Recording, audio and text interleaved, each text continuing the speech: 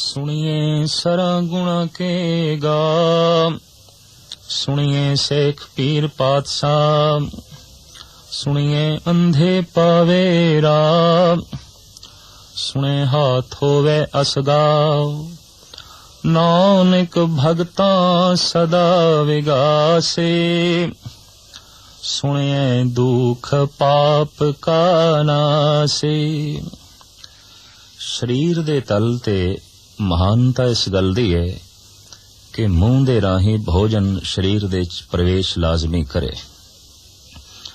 मूंह दे च पाई हुई वस्तु भोजन दी बुरकी अगर एकदम उल्टी हो जाए, मैदे च पची नहीं, अंदर गई नहीं, तो शरीर दा कायम रहना, शरीर दा जिंदा रहना औखा हो जाएगा। तो तमाम भोजन अन्न जल मूंह दे राही शरीर दे अंदर प्रवेश करता है, जो मिंज मांस हड्डियां खून ते दिमाग दी शक्ति बनता है। गुरु दा शब्द परमात्मा दा नाम कन्ना दे राही अंदर प्रवेश करता है, जो दैवी संपदा बनता है, आध्यात्मिक गुण बनता है, परम आनंद बनता है, रूहानी शक्ति बनता है। भोजन दी बुरकी सहजे अंदर चली जाती है, परमात्मा दा नाम गुरु दा शब्द सहजे अंदर प्रवेश करना औखा होवेगा। इसे नूं कहंदे ने धार्मिक साधना करनी पवेगी, भाव ध्यान साधना करनी पएगी। ध्यान फिर कित्थे टिकाई है? ध्यान सुनन दे टिकाना है, ध्यान शब्द दे टिकाना है। इतनी गल ते स्पष्ट है कि ध्यान दी प्रबल शक्ति मनुख दे कोल है, ते ध्यान जिस पासे जावेगा मनुख दी तमाम शक्ति ध्यान दे राहें उसे पासे गमन करेगी। जिथे साडा ध्यान है, साडी जीवन शक्ति उसे पासे जा रही है। संसार दे किसे खित्ते दे, किसे वस्तु दे, किसे रंग, किसे रूप दे साडा ध्यान है, तो साडी शक्ति उसे पासे गमन कर रही है, और सहजे सहजे असी अपनी शक्ति तो छीन हो रहे हैं, खाली हो रहे हैं। एक को एक परमात्मा दा नाम है, अगर उस विच साडा ध्यान जुड़े तो शक्ति मिलनी शुरू हो जाती है, ताकत मिलनी शुरू हो जाती है। इस दे च मनुख दी सत्या खत्म नहीं होंदी, बल्कि ध्यान दे आसरे ते सत्या मिलनी शुरू हो जाती है। दैवी संपदा दे अंबार लग जाते हैं उस मनुख दे अंदर जो ध्यान दे नाल सुनदा है। इंज कहिए, सुनना ही ध्यान ने है, कन्ना ने नहीं। एक मनुख अगर ध्यान अपनी अखां दे नाल ना रख सके तो शायद घर भी नहीं पहुंच सकेगा। ऐसा अक्सर होंदा है कि मनुख अपने घर दे कोलों अगे लंघ गया, पहुंचना उसने अपने घर दे च है, तो अगे जाके उसनू ख्याल आंदा है घर मैं पिछे छड़ आया। अखां ते वेख रहीआं सन पर अखां नाल ध्यान नहीं सी, इस वास्ते अपने घर नहीं पहुंच सके। एक मनुख उच्ची उच्ची बोल रहा है, ते बोलदियां ही बोलदियां अचनचेत श्रोते नू पुछदा है, मित्र नू पुछदा है, बई हुणे मैं की आखिया सी? ते अगला कहंदा है, बोल ते तू खुद रहा है, पर मेरे कोल पुछदा है। कहंदा मेरा ध्यान किसे होर पासे चला गया। जो ध्यान किसे होर पासे चला गया है तो बोल की बोले ने कुछ भी नहीं पता चलेगा। ध्यान किसे होर पासे अखां दे नाल नहीं है तो अपने घर दे च पहुंचना भी बहुत औखा हो जाएगा। अगर कोई उच्चा उच्चा बोल रहा है और साडा ध्यान किसे होर पासे है तां असीं सुन नहीं सकांगे। ओम ओम दा रटन, राम राम दी धुन, वाहिगुरु वाहिगुरु दा संगीत अलापण वाले ते बहुत ने, पर सुनन वाले कोई विरले ही ने, बहुत थोड़े ने। हजारां श्रोतियां दे इकट्ठ दे उंगलियां ते गिणे जाण वाले ਉਹ ਸਰੋਤੇ ने जो वाकई सुनते ने, क्योंकि सुनने वाला तो इतना पावन हो जाता है कि 68 तीरथ उस तो सदके कीते जा सकते ने, उस तो कुर्बान कीते जा सकते ने। सुनने वाले दे अंदर महान पवित्रता दा जन्म होंदा है, ओदे सारे पाप नाश हो जाते ने, ओदे सारे दुख नाश हो जाते ने। ते जो सुनदा है, ध्यान नाल सुनदा है, अक्सर ऐसा आख्या जाता है, पर नहीं, सुनना ही ध्यान ने, कन्ना ने नहीं सुनना।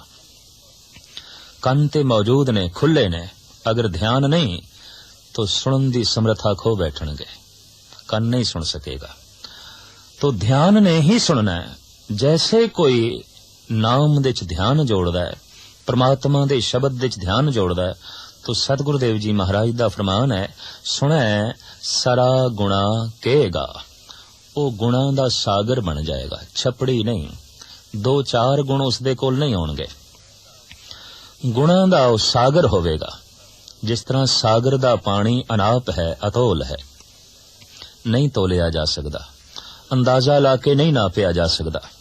हू बहु उस मनुख दे गुण नहीं तोले जा सकदे, नहीं गिणे जा सकदे जो परमात्मा दा नाम सुनदा है, ध्यान उसदा नाम दे विच है। अनंत गुण उसदे अंदर पैदा होणगे, मानो स्वयं गुणा दा सागर बन गया, अनंत गुणा दा मालक बन गया। सुनै सेख पीर पातशाहो। सतगुरुदेव जी महाराज दा इत्थे फरमान है कि जो परमात्मा दा नाम सुनदा है, शेख बन जांदा है। अरबी दे शेख दा मतलब है मुखी, सिरमौर, सरदार, खास अहमियत रखण वाला मनुख। तो सतगुरुदेव जी कहंदे ने जो नाम सुनदा है वो ते शेख बन जांदा है, महान बन जांदा है, उच्च पदवी दा मालिक बन जांदा है, ओ फकीर बन जांदा है, पीरां दा पीर बन जांदा है, और बादशाहां दा बादशाह बन जांदा है। प्राचीन समय विच राजा शब्द सिर्फ संतां वास्ते सी कि राजे दा मतलब है जो रजिया होया है, तृप्त है, अंदर कोई भुख रह नहीं गई, क्योंकि भुख ही ते दुख नूं जन्म देंदी है।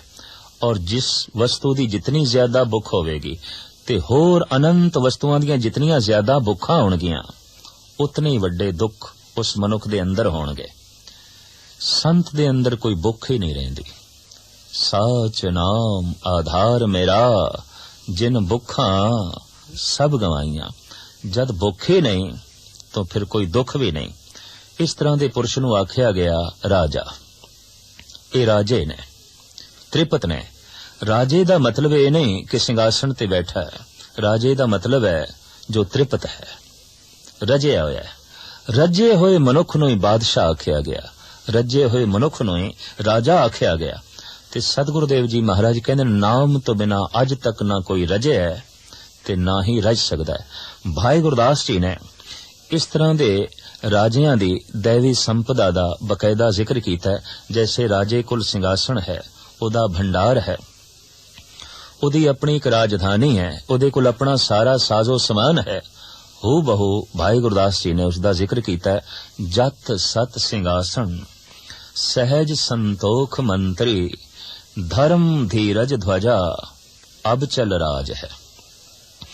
जो भगत है परमात्मा दा नाम सुनदा है, वो ऐसा राजा है, वो बैठदा है जत सत दे सिंहासन ते।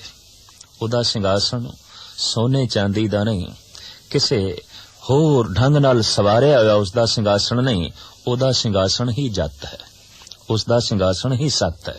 वो सत दे आसन ते बैठदा है, जत दे आसन ते बैठदा है। सहज संतोख मंत्री, उदे सलाहकार मंत्री। आत्मिक अडोलता ते संतोख, ये उसदे मंत्री ने, ये उसदे कारिंदे ने, ये उसदे कम नूं होर वधाण वाले ने। धर्म धीरज ध्वजा अब चल राज है। ओदा निशान, ओदा झंडा केड़ा है? धर्म दा झंडा है, जेदे उत्ते धीरज दा कपड़ा चढ़िया है। और इस तरह दा राजा अटल राजा है, अचल राजा है, डोलदा नहीं। आज राजा है ते कल नहीं, ऐसा नहीं, सदैवी राजा है, हमेशा दा राजा है। फिर भाई गुरदास जी अगे फरमान करदे ने, शिव नगरी निवास दया दुल्हनी मिली, भाग तो भंडारी भाव भोजन सकाज है। शिव नगरी निवास, आत्म प्रकाश दी नगरी दे च ही उसदा वासा है। ये नगरी ही उसदी राजधानी है। मनुख दे कोल आत्मा ते है, पर आत्मा दे च वास नहीं है। मनुख दे कोल प्रकाश ते है, प्रकाश दे च वास नहीं है। सारी जिंदगी मनुख अपने घर तो बाहर रहिंदा है, अपने निज अस्थान तो बाहर रहिंदा है। अपने निज अस्थान विच केवल संत रहिंदा है, केवल भगत रहिंदा है। तो शिव नगरी निवास दया दुल्हनी मिली।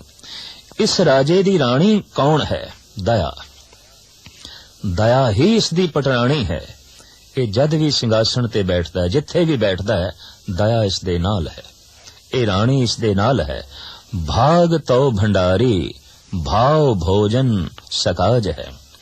एदा भंडारा, एदा तोशाखाना भाग है, प्रालब्ध है। अपने भाग ते ही प्रसन्न है, अपनी प्रालब्ध ते ही खुश है। और अपनी जो प्रालब्ध है यही उसदा भंडारा है। भोजन उसदा की है? भाव, प्रेम। प्रेम दा रस लेना, प्रेम दा रस देना। मनुख ने उंज ते जीवन विच बहुत सारे रस माणे ने, पर प्रेम दे रस तो मनुख अक्सर वांझा ही रह जांदा है। प्रेम रस केवल भगतां कोल हुंदा है। साहिब गुरु अर्जन देव जी महाराज दा फरमान, सुनो लोगा मैं प्रेम रस पाया, दुर्जन मारे वैरी संगारे, सतगुरु मोखो हर नाम दिवाया।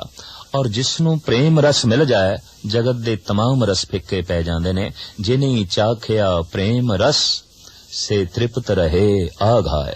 पूर्ण तृप्ति उसे नूं नसीब होंदी है जिहदे कोल प्रेम दा रस है।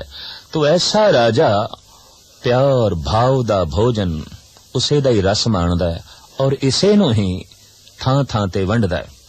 भाई साहब भाई गुरदास जी अगे फरमान करदे ने कि राज नीत रीत प्रीत, प्रजा को सुख है सुख, छत्र पत्र छे छत्र, छाया छबे छाज है। भाई जी कहंदे ने इस तरह दे राजे दी राजनीति की है। हर राजे दी अपनी नीति हुंदी है। तो राजनीत रीत प्रीत, प्रीत दी रीत दा प्रसार करना, प्रीत दी रीत चलावनी, हर एक नाल प्रीत पावनी ते संबंध ते प्रीत करके जोड़दे ने। हर एक नाल संबंध जोड़ने, बस ओही इस दी राजनीति है। कहने ने जिस दे जितने ज्यादा मित्र ने उसदा उतना ही वड्डा स्वर्ग है, ते जिस दे जितने ज्यादा दुश्मन ने उदा नरक उतना ही वड्डा है। ते जिस बंदे दे गलियां दे कख भी वैरी ने उते अठे पैर नरक दे जी रहा है, अठे पैर नरक दी अगन दे सड़ रहा है। तो राजनीति की ऐसे राजे दी प्रीत दी रीत चलानी, प्रेम दी रीत चलानी, भाव हर एक नाल संबंध जोड़ने, हर एक नाल अपना रिश्ता कायम रखना। इस तरह दा जो राजा है, भाई साहब भाई गुरदास जी आखिरी पंक्ति दे कहंदे ने कि उसते अंतर आत्मे च अनहद धुंदा वाजा, अनहद धुंदा नगारा, अनहद धुंदी नौबत, अठे पैर वजदी रहंदी है। आनंद समूह सुख सांत, पर जा प्रसन्न जगमग जोत, अनहद धुन गाज है। परमात्मा दे नाम दी मशाल उस दे अंतर आत्मे च जलदी रहंदी है। अनहद नगारा, अनहद दी धुन, ए नौबत उस दे अंदर वजदी रहंदी है। सही मैनियां दे च रजे होया केवल ओही है जो आत्म प्रकाश दे च जी रहा है, जो शिव नगरी दे च जी रहा है, ओही रजिया होया है, ओही राजा है। और ये अवस्था सुनन नाल प्राप्त होंदी है।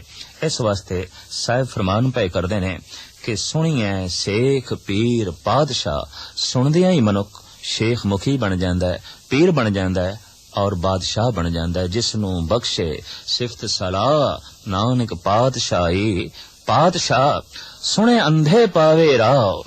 जो अज्ञानी है, अंध है, सुनन नाल उसनू भी मार्ग मिल जांदा है परमात्मा दा। और उंज भी अंधे दी रहनुमाई आवाज ही कर सकदी है। आवाज उसनू मारीए ते आवाज दी सीध दे च ओ चल पैंदा है। जो आत्मिक तौर ते अंधा है ओ भी शब्द दे आवाज दे नाल, शब्द दी धुन दे नाल परमात्मा दे मार्ग ते चल पैंदा है।